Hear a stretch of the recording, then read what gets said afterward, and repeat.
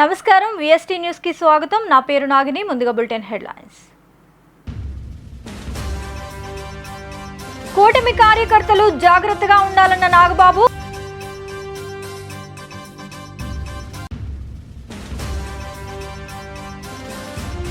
తెలంగాణలో ముదురుతున్న రాజముద్ర వివాదం.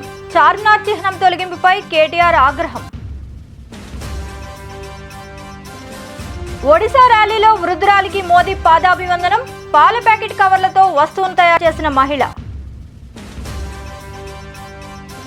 దేశం కోసం 100 సార్లైనా జైలుకెళ్తానన్న ఢిల్లీ సీఎం. పంజాబ్ ఎన్నికల ప్రచారంలో కేజ్రీవాల్ ప్రకటన. జవహర్ రెడ్డి తన నిబద్ధతను నిరూపించుకోవాలి. గాజువాక ఉమ్మడి అభ్యర్థి పల్లా శ్రీనివాసరావు సవాల్. కూటమి కార్యకర్తలకు జనసేన పార్టీ కీలక నేత నాగబాబు పలు సూచనలు చేశారు. వైసీపీ మునిగిపోయే నావా అని, ఈ విషయంలో ఆ పార్టీ నేతలు కొంత ఉద్వేగానికి లోనై దాడులను నిర్వహిస్తున్నారని, జన సైనికులు జాగ్రత్తగా ఉండాలని సూచించారు. వైసీపీ కవ్వింపు చర్యలకు పాల్పడుతూనే ఉంటుందని, కాబట్టి అటువంటి వాటికి ప్రతిస్పందించొద్దని ట్విట్టర్ వేదికగా తెలిపారు. అందరికీ నమస్కారం. జన సైనికులకి, వీర మహిళలకి, నాయకులకి, ముఖ్యంగా పిఠాపురం జన సైనికులకి, వీర మహిళలకి, అలాగే కూటమిలో ఉన్నటువంటి ప్రతి నాయకుడికి, ప్రతి కార్యకర్తకి నా ధన్యవాదాలు. ముఖ్యంగా ఇవాళ కూటమి విజయానికి చేరువలో ఉంది. వైసీపీ పరాజయం అంచుల్లో ఉంది. సో ఎప్పుడైతే ఒక మనిషి పరాజయం అవుతాడు అని తెలియగానే ఒక రకమైన ఫ్రస్ట్రేషన్ ఉంటుంది. ఒక కైండ్ ఆఫ్ వైలెన్స్ చేయడానికి, గొడవలు చేయడానికి సన్నద్ధులు అవుతుంటారు. మీ అందరికీ నా విన్నపం ఏంటంటే, ముఖ్యంగా జన సైనికులకి, వీర మహిళలకి, నాయకులకి, రేపు ఓట్ల లెక్కింపు సమయంలో మనం సమయం పాటించి ప్రభుత్వానికి, ఎన్నికల సంఘం వారికి, పోలీసులకి మనం చక్కగా సహకరిద్దాం. అలాగే వైసీపీ వారి యొక్క ఎటువంటి కవ్వింపు చర్యలకి ప్రతిస్పందించద్దు అని చెప్పి మిమ్మల్ని అందరినీ మనస్ఫూర్తిగా కోరుకుంటున్నాను. ఎందుకంటే ఏమీ లేని నాకు ఎగిరెగిరి పడుతుంది, అన్నీ నాకు అణిమణిగా ఉంటుంది అన్నట్టు మనందరం సైలెంట్గానే ఉందాం. కూటమి సభ్యులందరికీ, అలాగే జనసేన కార్యకర్తలకి, వీర మహిళలందరికీ ఒక మనవి, మనం ప్రజాస్వామ్యాన్ని గౌరవిద్దాం. ప్రజాస్వామ్యానికి వ్యతిరేకంగా మనం ఏం చేయొద్దు. పోలీసులకి, ఎన్నికల సంఘానికి సంపూర్ణంగా సహకరిద్దాం. మన డెమోక్రటిక్ స్పిరిట్ని మనం నిలబెట్టుకుందాం. ఖచ్చితంగా రేపు రాబోతున్నది మన కూటమి ప్రభుత్వమే. కాబట్టి ఓడిపోయే వాళ్ళు చేసేటువంటి కవ్వింపు చర్యలకి, వాళ్ళు చేసేటువంటి అల్లర్లకి మీరు ప్రతిస్పందించొద్దు. Thank you very much. All the best. రాజకీయ కుట్రతోనే కాంగ్రెస్ సర్కార్ ఉద్దేశపూర్వకంగా రాజముద్రను మార్పు చేయాలని నిర్ణయించిందని BRS working president KTR fire అయ్యారు. తెలంగాణ అధికారిక ముద్ర మార్పును నిరసిస్తూ బీఆర్ఎస్ నేతలతో కలిసి చార్మినార్ వద్ద ధర్నాకు దిగారు. రాజముద్ర నుంచి చార్మినార్ను తొలగించడానికి కుట్ర జరుగుతోందని ఆరోపించారు. స్వాగత ద్వారాలు అట్లాంటి కాకతీయుల గొప్పతనాన్ని, మరి అట్లాంటి చార్మినార్ని, కులీ కుతుబ్ షాహీ ఆనాడు కట్టించిన చార్మినార్ని ప్రజల గుండెల్లోంచి, ప్రజల హృదయాల్లోంచి ఎవరు తొలగించలేదు. మీరు చేస్తున్న పని తప్పు. మీరు చేయగలిగితే ప్రజల జీవితాలు మార్చండి. మీరు చేయగలిగితే ప్రజలకు ఏమైనా మంచి చేయండి. అంతేగాని కేసీఆర్ చేసిన ప్రతిదాన్ని నేను ఉల్టా చేస్తా, కేసీఆర్ చేసిన దానికి ఆయన ఆనవాళ్లు తుడిచేదానికి చేస్తాను ఆయన అనుకుంటే, నేను రేవంత్ రెడ్డికి చెప్పేది ఒకటే, మీకు తెలంగాణ పోరాటం గురించి తెలియదు, తెలంగాణ సంస్కృతి గురించి తెలియదు. ఒక అదృష్టవశాత్తు టైం బాగుండి ముఖ్యమంత్రి అయినారు మీరు. కానీ ఈ రకంగా తెలంగాణను అవమానించే ప్రయత్నం చేస్తే తప్పకుండా తెలంగాణ వాదులు, తెలంగాణ బిడ్డలు మీకు నిరసన చెప్తారు. 100కు 100% ఇది ఆమోదయోగ్యమైన నిర్ణయం కాదు, ప్రజలకు అనుకూలంగా ఉండే నిర్ణయం కాదు. చేయగలిగితే మంచి చేయండి తప్ప ఇలాంటి అవమానించే పనులు చేయదండి. ఏ పక్ష సమావేశం పెట్టినా ఒకటి మాత్రం వాస్తవం, రేవంత్ రెడ్డి చరిత్ర తెలియని మూర్ఖుడు. ఆయనకు తెలంగాణ పోరాట చరిత్ర తెలియదు, తెలంగాణ వారసత్వ చరిత్ర తెలియదు. వాళ్ళ చార్మినార్ కానీ, గోల్కొండ కానీ, కులీ కుతుబ్ షాహీ టాంబ్స్ కానీ వీటన్నిటి ఆలంబనగా చేసుకొని యునెస్కో వరల్డ్ హెరిటేజ్ సిటీగా హైదరాబాద్ గుర్తింపు తెచ్చుకునే అవకాశం ఉంది. అట్లాంటిది రాజముద్రలోంచి చార్మినార్ తీస్తాను, కాకతీయ కళాతోరణాన్ని తీస్తాను అంటే మరి వారసత్వ సంపదను ఏ రకంగా ప్రభుత్వం పరిరక్షిస్తుంది, ఏ రకంగా గౌరవిస్తుంది అనేది ప్రజలు కూడా అర్థం చేసుకుంటారు. ఇలాంటి మూర్ఖపు నిర్ణయాలు ప్రభుత్వానికి మంచిది తప్పకుండా పెట్టండి, మేము వద్దనట్లేదు. తప్పకుండా అమరవీరుల స్తూపం కానీ ఇంకా అద్భుతమైన ఇంకేమైనా తెలంగాణ సంస్కృతికి సంబంధించిన చిహ్నాలు ఉంటే పెట్టవచ్చు, తప్పేమీ లేదు. కానీ ఉన్న వాటిని తొలగించాలని నిర్ణయం ఏదైతే ఉందో అది మూర్ఖత్వం అని చెప్తాం. ప్రజా సమస్యల నుంచి దృష్టి మళ్లించడానికే ఫోన్ ట్యాపింగ్ అంశాన్ని తెరపైకి తెస్తున్నారని బీఆర్ఎస్ నాయకుడు మాజీ మంత్రి సింగిరెడ్డి నిరంజన్ రెడ్డి ఆరోపించారు. తెలంగాణ భవన్లో ఆయన మీడియాతో మాట్లాడుతూ పేకాటలో జోకర్ లాగా ఫోన్ ట్యాపింగ్ వ్యవహారం తెర మీదకు తెస్తున్నారు తప్ప ఇంతవరకు ప్రభుత్వం కానీ ముఖ్యమంత్రి కానీ మంత్రులు కానీ దీనిపై ఒక అధికారిక ప్రకటన చేయలేదని గుర్తు చేశారు. స్పష్టంగా కనిపిస్తూ ఉన్నది, డైరెక్షన్ లెస్ ఉంది ప్రభుత్వం, ఓ దారి తెన్ను లేకుండా ఉన్నది. ఒక నిర్మాణాత్మకమైనటువంటి పద్ధతిలో తామిచ్చినటువంటి హామీల మీద ముందు దృష్టి పెట్టి ప్రజాపాలనను కొనసాగిస్తూ మునుపటి ప్రభుత్వం కంటే మెరుగైనటువంటి రీతిలో ఇగో మా ప్రభుత్వ చర్యలు ఉన్నాయి, మా ప్రభుత్వ విధానాలు ఉన్నాయి, మా ప్రభుత్వం యొక్క పనులు ఉన్నాయి, వీటి ఫలితం ప్రజలకు ఇట్లా అందుతుంది అని చెప్పి ఒక ఆత్మవిశ్వాసంతో చెప్పగలిగేటువంటి పరిస్థితి ఇలా ముఖ్యమంత్రి కానీ మంత్రిమండలి కానీ కనిపిస్తుంది. నోరు తెరిస్తే ఈ 6 మాసాల కాలంలో మనం చూసిందంతా కూడా గత ప్రభుత్వం మీద, గత ప్రభుత్వ అధినేతల మీద, గత ప్రభుత్వ కాలంలో సుమారు 9.5 ఏళ్ల కాలంలో ఈ రాష్ట్రంలో అమలైనటువంటి సంక్షేమం అభివృద్ధికి సంబంధించిన అనేకమైన అంశాలు ఏ ఒక్కటి కూడా అది ప్రజలకు ఏది లాభం చేయనట్లు, సాంత్వన కూర్చనట్లు, మేలు ఒనగూరనట్లు, అన్నింటికన్నీ వైఫల్యమైనటువంటి విధంగానే వాటి మీదనే మాట్లాడుతూ వచ్చినారు. మిషన్ కాకతీయ అంటే ఫెయిల్ అన్నారు, మిషన్ భగీరథ ఫెయిల్ అన్నారు, కాళేశ్వరం ఫెయిల్ అన్నారు, డబుల్ బెడ్రూమ్ ఇళ్ళు కట్టనే లేదన్నారు. ఇక ఒకటి కాదు, 2 కాదు, గొర్రెలది ఫెయిల్ స్కీమ్ అన్నారు, అసలు ఇయ్యనే లేదన్నారు. ఏది తీసుకుంటే అది గత ప్రభుత్వ హయాంలో జరిగినటువంటి పనిని ఒక్కదాన్ని కూడా అవును ఈ ప్రభుత్వ హయాంలో ఇది జరిగింది, ఇది జరగలేదు, లేదా ఇది కొనదాకా జరగలేదు, లేదా ఇందులో పొరపాటు జరిగింది, ఈ రకమైన చర్చ ఎక్కడ లేదు. ప్రస్తుతం తెలంగాణ ద్రోహులకు సన్మానాలు, ఉద్యమకారులకు అవమానాలు జరుగుతున్నాయని సీనియర్ జర్నలిస్ట్ పాసం యాదగిరి మండిపడ్డారు. సోమాజిగూడ ప్రెస్ క్లబ్ లో ఆయన మాట్లాడుతూ తెలంగాణ ఇచ్చిన సోనియా గాంధీని తాము గౌరవిస్తాం, కానీ తెలంగాణ వాదులను నాడు అణిచివేయాలని చూసిన వారికి నేడు టికెట్లు ఇవ్వడం ఏమిటని ప్రశ్నించారు. చిన్నారెడ్డి పీజనాథరెడ్డి వైద్యం రాకుండా చేసి చంపేసారు. చిన్నారెడ్డిని అవమానించి టికెట్ కూడా ఇవ్వలేదు. తెలంగాణ కోసం పనిచేసిన వాళ్ళను అవమానిస్తున్నారు, తెలంగాణ ద్రోహులు సన్మానిస్తున్నారు. ఆ రోజు నేను జరిగింది మీటింగ్ కూడా నేను జనంలో కూర్చొని ఉంటే మాటికి నా పేరు తీసుకుంటాడు మహేష్ కుమార్ రావు. నేను జనంలో ఉన్నా కదా, 5 నెలలు ఆగరా, 6 నెలలు ఆగరా, తొందర ఏముంది మీకు అని. నిజమే, మేము ఆగుతాం, ఆగి ఇప్పటిదాకా మేము మాట్లాడలేదు. ఎలక్షన్లో అయినప్పుడు కూడా మేము మాట్లాడలేదు, నేనైతే అసలే మాట్లాడలేదు. కానీ ఇప్పుడు ఇంకా అయిపోయింది, 100 డిగ్రీలు మసిలింది. ఈ మసిలింగ్ నీళ్ళు ఆగదు, నేను రాక అది పరిమాణాత్మక మార్పు. RG1 గోదావరికని 11వ గనిలో జరిగిన ప్రమాదంలో ఇంజగిరి ప్రతాప్ LHD ఆపరేటర్ దుర్మరణం పాలవడంపై గురువారం Singareni collieries employees union CITU Ramagundam 1 area అధ్యక్ష కార్యదర్శులు ఆరెపల్లి రాజమౌళి, మెండే శ్రీనివాస్ నిరసన ఆగ్రహం వ్యక్తం చేశారు. ఇతర సంఘాల నాయకులు సింగరేణి ఆసుపత్రికి చేరుకొని మృతదేహాన్ని పరిశీలించి కుటుంబాన్ని ఓదార్చారు. బండి కింద పడి చనిపోవడం జరిగింది. ఇది సింగరేణి కాలరీస్ ఎంప్లాయీస్ యూనియన్ CITUగా రక్షణకు సంబంధించిన విషయంలో పూర్తి స్థాయిలో యజమాన్యం నిర్లక్ష్యం వహిస్తూ ఉంది. కన్నలు పనులంటేనే ప్రమాదంతో కూడుకున్నాయి. ఆ ప్రమాదం జరిగే ప్లేస్లను మేనేజ్మెంట్ గుర్తించి సంబంధిత సేఫ్టీ ఆఫీసర్ పర్యవేక్షణలో జరగాల్సిన పనులను కూడా ఈరోజు అట్లా చేయకుండా కార్మికులనే ఇష్టానుసారంగా వదిలేసి ఈరోజు ప్రమాదానికి గురై చనిపోవడం అనేది దురదృష్టకరం. ఇప్పటికైనా రక్షణ చర్యల విషయంలో సింగరేణి యాజమాన్యం ఆలోచించాలి. ఇలాంటి ప్రమాదాలు జరగకుండా నివారణ చర్యలు తీసుకోవాలని చెప్పి సింగరేణి కాలరీస్ ఎంప్లాయీస్ యూనియన్గా మేము డిమాండ్ చేస్తా ఉన్నాం.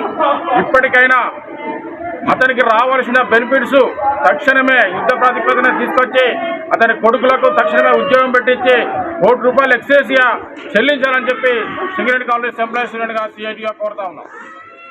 నిజామాబాద్ జిల్లా సాలూర మండలం కేంద్రం సమీపంలోని అంతర్రాష్ట్ర చెక్ పోస్ట్ ఆర్టీఓ కార్యాలయంలో ఏసీబీ అధికారులు సోదాలు చేశారు. అక్రమ వసూళ్లకు పాల్పడుతున్నారనే సమాచారంతో సోదాలు నిర్వహించడం జరిగిందని ఏసీబీ డీఎస్పీ శేఖర్ స్పష్టం చేశారు. కంప్యూటర్ ఆపరేటర్ వద్ద నుంచి 13,590 రూపాయల నగదును స్వాధీనం చేసుకున్నారు. తర్వాత కొంతమంది ఇక్కడ ఈ టేబుల్ పైన కొంతమంది కొన్ని డబ్బులు అక్కడ పెట్టేసి వెళ్ళిపోవడం అది గమనించడం జరిగింది. ఇక్కడ దాంతో మేము సర్ప్రైజ్గా చెక్ చేయడంతో లోపల ఇద్దరు, ఒక హెడ్ కానిస్టేబుల్ ఉన్నారు, ఒక కంప్యూటర్ ఆపరేటర్ ఉన్నారు. ఈరోజు ఉండాల్సినటువంటి ఏఎంవిఐ అతను శ్రీకాంత్ డ్యూటీలో లేడు. తర్వాత కూడా అతను పిలిపించడం జరిగింది. తర్వాత అంత ఏరియా సెర్చ్ చేస్తే ఒక 13,590 రూపీస్ ఈ కంప్యూటర్ ఆపరేటర్ దగ్గర దొరకడం జరిగింది. అవన్నీ కూడా సీజ్ చేయడం జరుగుతుంది. ఫర్దర్గా దీని రిపోర్ట్ ప్రకారము ఫర్దర్ యాక్షన్ తీసుకోవడం జరుగుతుంది. ఏసీబీ రైడ్స్ ఎందుకంటే చాలా రోజుల నుంచి ఈ చెక్ పోస్టులలో అక్రమ వసూలు చేస్తున్నారని కొన్ని రోజులుగా మాకు సమాచారం. కౌంటింగ్ సందర్భంగా రూల్స్ పాటించే వాళ్ళు వైసీపీ ఏజెంట్లుగా కూర్చోవద్దని ఏపీ ప్రభుత్వ సలహాదారు సజ్జల రామకృష్ణారెడ్డి చెబుతున్నారని టీడీపీ సీనియర్ నేత దేవినేని ఉమా ఆరోపించారు. ప్రభుత్వం నుంచి లక్షల రూపాయల జీతం తీసుకుంటున్న సజ్జల ఇలాంటి సలహాలు ఇస్తున్నారని మండిపడ్డారు. ఇలాంటి చట్ట వ్యతిరేక వ్యాఖ్యలు చేస్తున్న సజ్జలపై క్రిమినల్ కేసు నమోదు చేసి వెంటనే అరెస్ట్ చేయాలని డిమాండ్ చేశారు. వైసీపీ చీఫ్ కౌంటింగ్ ఏజెంట్లకి ఉద్బోధించాడంటే మీడియాలో, పత్రికల్లో, ఎలక్ట్రానిక్ మీడియాలో ఇది గత 24 గంటలుగా వైరల్ అవుతూ ఉంది. సోషల్ మీడియాలో ఎన్నికల సంఘం ఇమీడియట్గా క్రిమినల్ కేసు బుక్ చేసి అరెస్ట్ చేయాలని డిమాండ్ చేస్తూ ఉన్నాను. రూల్స్ కాదేమని వెనక తగ్గేవాళ్ళు ఏజెంట్లు కావద్దు. మనమేమి రూల్స్ ఫాలో అవడానికి అక్కడికి వెళ్ళట్లేదు. అంటే నిబంధనలు, నియమాలు పాటించేవాళ్ళు ఎన్నికల కౌంటింగ్ ప్రక్రియకి వెళ్ళొద్దు.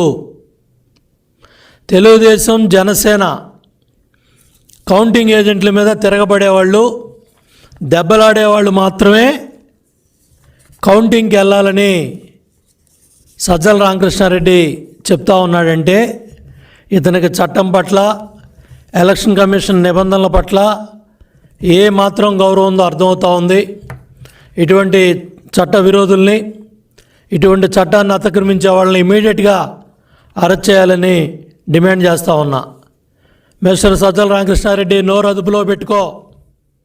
అదుపు లేకుండా అచ్చోసిన ఆంబోతులాగా.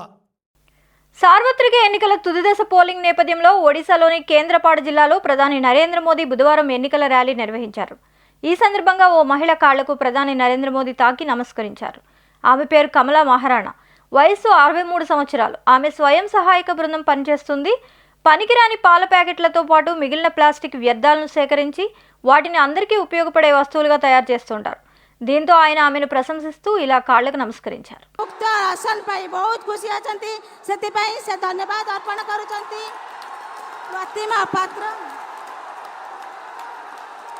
केन्द्रापड़ा गरापुर जे कि प्रधानमंत्री का उज्ज्वला गैस योजना रे मुक्त राशन कार्ड पाई बहुत खुशी अछंती. अनुसया मालिक आरी अंचल अरेकणा ग्रामर जे कि सरकार का बड़ योजना अंत्योदय अन्न योजना रे मासिक 35 केजी चाउल मागणा रे पाउथिबारु तांको आज तांका परिवार आज खुशी रे चलुचंती. से भी आज यशस्वी प्रधानमंत्री नरेंद्र मोदी जी को धन्यवाद अर्पण करचंती. దేశం కోసం 100 సార్లైనా జైలుకు వెళ్లడానికి సిద్ధమేనని ఢిల్లీ సీఎం అరవింద్ కేజ్రీవాల్ స్పష్టం చేశారు. ఢిల్లీ లిక్కర్ స్కామ్ కేసులో మధ్యంతర బెయిల్ గడువు ముగుస్తుండటంతో జూన్ 2న ఆయన పోలీసులకు తిరిగి లొంగిపోవాల్సి ఉంది. ఈ క్రమంలో పంజాబ్లో ఎన్నికల ప్రచారం నిర్వహిస్తున్న ఆయన మాట్లాడుతూ దేశాన్ని రక్షించడానికి జైల్లో ఉండటానికి సిద్ధమేనని వ్యాఖ్యానించారు. इसके लिए बहुत बहुत शुक्रिया दोस्तों. 1 जून को चुनाव है. कौन कौन जाएगा वोट डालने के लिए? किसको वोट डालोगे? झाड़ू को. किसको वोट डालोगे? कितना नंबर है? 4 नंबर पे है झाड़ू. 4 नंबर पे याद करके. और आना 1 नंबर है. मीथ हेयर 4 नंबर. झाड़ू आना 1 नंबर पे है. तो हम लोग आज आपके बीच में इसलिए आए हैं, आपने हमें 2 साल पहले बहुत प्यार दिया था, विश्वास दिया था। 119 117 में से 92 सीट दी थी। अब फिर से एक बारी मान साहब के हाथ मजबूत कर दो। 13 की 13 सीट अगर आ गई तो एक तरह से ये 13 MP मान साहब के 13 हाथ बनेंगे जो केंद्र सरकार। ఆర్మూర్ వేల్పూర్ మండలంలోని విత్తన డీలర్ల దుకాణాలను అధికారులు తనిఖీ చేశారు. గుర్తింపు పొందిన విత్తన కంపెనీల నుండి మాత్రమే విత్తనాలు తీసుకొచ్చి రైతులకు కొనుగోలు చేయాలని సూచించారు. కాల వ్యవధి దాటిన విత్తనాలను, పురుగుమందులను రైతులకు అమ్మితే కేసులు నమోదు చేస్తామని ఎస్ఐ తెలిపారు.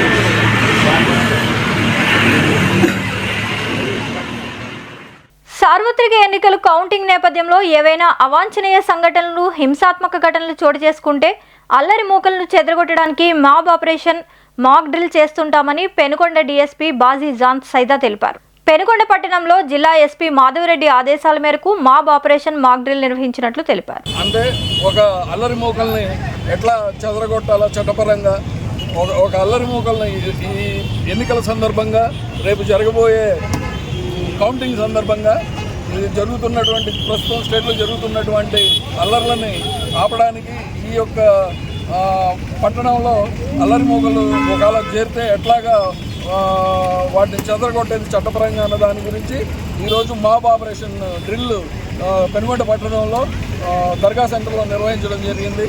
మొత్తం పెనుగొండ సబ్ డివిజన్ నుంచి 4 CIలు, మొత్తం సబ్ డివిజన్ SIs అలాగే సిబ్బంది పాల్గొని ఈరోజు దర్గా సెంటర్లో ఈ యొక్క మాబ్ ఆపరేషన్ పరేడ్ నిర్వహించడం జరిగింది. దాని సందర్భంగా ముందు వార్నింగ్ తర్వాత లాఠీ చార్జీ, గ్యాస్ తర్వాత లాఠీ చార్జీ తర్వాత ఫైరింగ్ చేయడము, ఇవన్నీ కూడాను దర్గా సెంటర్లో ప్రాక్టీస్ చేయడం జరిగింది. శాంతిపురం మండలం నంజంపేటలోని బుధవారం రాత్రి ఘర్షణ చోటు చేసుకుంది. తమ కుటుంబంపై నంజంపేట గ్రామానికి చెందిన 15 మంది దాడి చేశారని వీసీకే ఎమ్మెల్యే అభ్యర్థి గోవిందప్ప తెలిపారు. ఆయన మీడియాతో మాట్లాడుతూ తన తమ్ముడు కృష్ణమూర్తి బెంగళూరు నుండి గ్రామానికి వస్తుండగా ప్రత్యర్థులు రాళ్లతో దాడి చేశారని, ఎందుకు దాడి చేశారని ప్రశ్నిస్తే తమపై కర్రలు, రాళ్లతో దాడి చేశారన్నారు. నంజంపేటకు చెందిన ఉమాశంకరు, బాలాజీ, నాగభూషణం వాళ్ళ కుటుంబ సభ్యులంతా నైట్ 12 గంటలకు మా పైన రాళ్లతో, కర్రలతో, కత్తులతో దాడి చేసి హాస్పిటల్ పాలు చేసినారు మా కుటుంబాన్ని అంతా. ఈ లైవ్ చూస్తున్నారు అందరూ కూడా ఆలోచించి మాకు న్యాయం జరిగేలాగా అందరినీ కోరుకుంటున్నాను. నమస్కారం. యాక్ట్ పోస్ట్ నుంచి కృష్ణమూర్తి మా తమ్ముడు రియల్ ఎస్టేట్ వ్యాపారం చేసుకొని బెంగళూరు ఇంకా వస్తుండగా దారిలో అడ్డగించి వెంబడించి దాడి చేసినారు. రబీ ధాన్యం బకాయిలు చెల్లించకపోతే ఆందోళన చేపడతామని ఆంధ్రప్రదేశ్ రైతు సంఘం జిల్లా కార్యదర్శి కె శ్రీనివాస్ హెచ్చరించారు. ఏలూరు పవర్పేటలోని అన్నే భవనంలో గురువారం రైతు సంఘం జిల్లా కమిటీ సమావేశం జిల్లా సహాయ కార్యదర్శి కట్టా భాస్కర్ రావు అధ్యక్షత నిర్వహించారు. ఈ సందర్భంగా కె శ్రీనివాస్ మాట్లాడుతూ ల్యాండ్ టైటిలింగ్ యాక్ట్ను రద్దు చేయాలని, ఖరీఫ్ విత్తనాలు, ఎరువులు సబ్సిడీపై అందించాలన్నారు. అలాడిపోతా ఉన్నారు కాబట్టి చేతులు చిల్లి గవ్వలేదు. కాబట్టి ఎప్పటికైనా ఎన్నికల ముందు మాత్రం 2-3 రోజులకే ధాన్యం డబ్బులు రైతుల ఖాతాలకు జమ చేసాం గొప్పగా చెప్పుకున్నారు. నెల రోజులు అయిపోతున్నా సరే ధాన్యం బకాయి సొమ్ము చెల్లించుకోవడం చాలా దారుణం అని చెప్పేసి మేము భావిస్తా ఉన్నాం. కాబట్టి ఎప్పటికైనా ధాన్యం డబ్బులు చెల్లించి రైతాంగాన్ని ఆదుకోవాలని చెప్పేసి కోరుతా ఉన్నాం. అట్లాగే ఇవాళ కాలువలు గుర్రపడెక్క, తూడు, తుప్పు, అట్లాగే మట్టి మేటలతోటి నిండిపోయి ఉన్నాయి. మరి ఒకవైపు వర్షాలు పడితే ముంపుకు ముందు అట్లా నీరు సక్రమంగా రాకపోతే శివారు ప్రాంత భూములకు నీరు అందక పంటలు నష్టపోయి రైతులు ఇబ్బంది పడతా ఉన్నారు. కాబట్టి కాలువలను బాగు చేయడం, కాలువలను ఆధునీకరించే పనుల్ని యుద్ధ ప్రాతిపదిక మీద చేపట్టాలని చెప్పేసి కూడా ఈ సమావేశం తరఫున కోరుతా ఉన్నాం. అట్లాగే కొమరాడ మండలం దళాయిపేట గ్రామ సమీపంలో ఏనుగులు సంచరిస్తున్నట్లు అటవీ శాఖ అధికారులు తెలిపారు. ఎండ తీవ్రత వల్ల తోటల్లో ఉంటూ చల్లబడిన తర్వాతే బయటకు వచ్చే అవకాశాలున్నాయని అధికారులు చెబుతున్నారు. ఏనుగులున్న ప్రదేశానికి ఎవరు వెళ్లకూడదని హెచ్చరికలు చేశారు.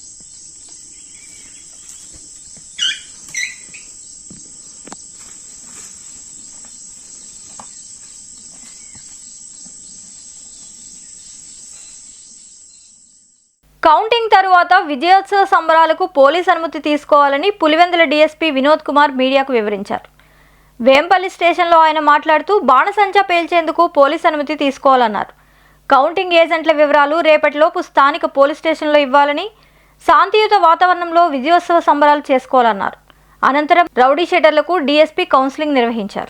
తరఫున విజ్ఞప్తి చేయడం అంటే కౌంటింగ్ వెళ్ళాల్సినటువంటి ఏజెంట్స్ కావచ్చు, కడప జిల్లాలో కౌంటింగ్ జరుగుతుంది కాబట్టి అక్కడికి వెళ్ళే వాళ్ళు, అక్కడ కౌంటింగ్ ఏజెంట్గా పాల్గొనాల్సిన వాళ్ళు ముందుగా వాళ్ళ లిస్టు మాకు అందజేస్తే ఇక్కడ నుంచి కడప ఎస్డిపిఓ గారికి ఇవ్వడం జరుగుతుంది. అక్కడ ఎక్కడ ఉంటారు, ఎన్ని గంటలకు వెళ్తారు, 3వ తారీఖు వెళ్తారా, 4వ తారీఖు వెళ్తారా అనే విషయం కూడా మాకు తెలియజేస్తుందిగా పార్టీ నాయకులను విజ్ఞప్తి చేస్తున్నాం. ఎందుకంటే అక్కడ ఉన్నటువంటి ప్రతి అకామిడేషను, ఫంక్షన్ హాల్స్ అన్నీ కూడా పోలీస్ కంట్రోల్లో ఉండడం జరుగుతుంది. సో కౌంటింగ్ 4 గంటల్లో భద్రతా వ్యవస్థ నడుస్తుంటుంది కాబట్టి వాటిని వెళ్ళాలంటే కూడా అన్ని చోట్ల చెకింగ్ జరుగుతుంది. కాబట్టి మీరు మీ వెహికల్ నంబరు, మీ ఏజెంట్, కౌంటింగ్ ఏజెంట్, తర్వాత ఇండిపెండెంట్ క్యాండిడేట్స్. భూముల కుంభకోణం విషయంలో సీఎస్ జవహర్ రెడ్డి నిబద్ధతను నిరూపించుకోవాలని టీడీపీ మాజీ శాసనసభ్యులు గాజువాక ఉమ్మడి అభ్యర్థి పల్లా శ్రీనివాసరావు అన్నారు. జిల్లా తెలుగుదేశం పార్టీ కార్యాలయంలో జరిగిన విలేకరుల సమావేశంలో ఆయన మాట్లాడుతూ సీఎస్ జవహర్ రెడ్డి పైన, అతని కుమారుడిపైన సిబిఐ విచారణ జరిపించాలని డిమాండ్ చేశారు. భోగాపురం ఎయిర్పోర్ట్ పరిసరాల్లో ఉన్న అసైన్డ్ భూములను కొట్టేయాలనే సీఎస్ ఆలోచన దుర్మార్గమని ఆయన పేర్కొన్నారు. నంబర్ 596 అడ్డు పెట్టుకొని వాటిని వాళ్ళు అబ్బాయి పేరున, వాళ్ళ అనుమానుల పేరున రిజిస్ట్రేషన్ చేశారని చెప్పేసి మరి మా దృష్టికి రావడం జరిగిందండి. కనుక వాటి పైన ఆయన వెంటనే విచారణ జరిపించాలి, సిబిఐ ఎంక్వైరీ చేయాలని మేము డిమాండ్ చేస్తున్నాం. అలాగే ఇప్పటికే చాలాసార్లు ప్రతిపక్షాలు ఆయన మీద ఆరోపణలు చేయడం జరిగింది. వాటిపైన ఆయన స్థాయిలో అయినా సరే, అంటే రాష్ట్రంలో ఒక చీఫ్ సెక్రటరీ స్థాయిలో వారైనా సరే మరి ఆయన నిబద్ధతను నిరూపించుకోవడానికి కోసం ఆయనైనా సరే మరి ఎంక్వైరీ చేయాలని చెప్పేసి మేము డిమాండ్ చేస్తున్నాం. అంటే ప్రధానంగా మేము డిమాండ్ చేసేది సిబిఐ ఎంక్వైరీ చేసి వీటిపైన, ఎందుకంటే రాష్ట్ర ప్రధాన కార్యదర్శి ఒక సీనియర్ ఐఏఎస్ ఆఫీసరే, వారిపైన మరి ఈ ఆరోపణలు వస్తున్నాయి కనుక వెంటనే సిబిఐ ఎంక్వైరీ చేయించాల్సినటువంటి అవసరం ఉందని చెప్పి మేము తెలియజేస్తున్నాం. అలాగే శాఖ పరంగా, డిపార్ట్మెంటల్ పరంగా కూడా మరి ఆయన స్థాయిలో ఈ ఎంక్వైరీ చేయాలని కూడా మళ్ళీ మేము డిమాండ్ చేస్తున్నాం.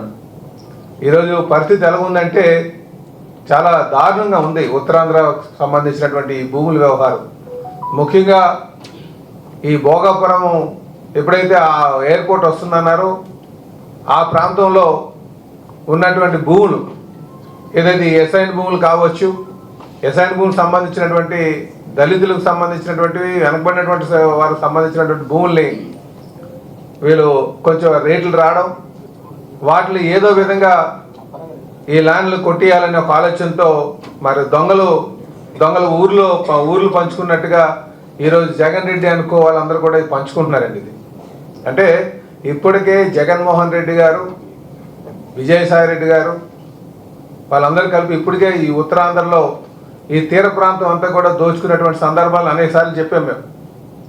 ఒకటి ఇక్కడ సిబిసిఎన్సి భూములు కావచ్చు, లేకపోతే దస్పల్లా భూములు కావచ్చు, అలాగే ఋషికొండకు సంబంధించినటువంటి భూములు కావచ్చు, రేడియన్స్ భూములు కావచ్చు.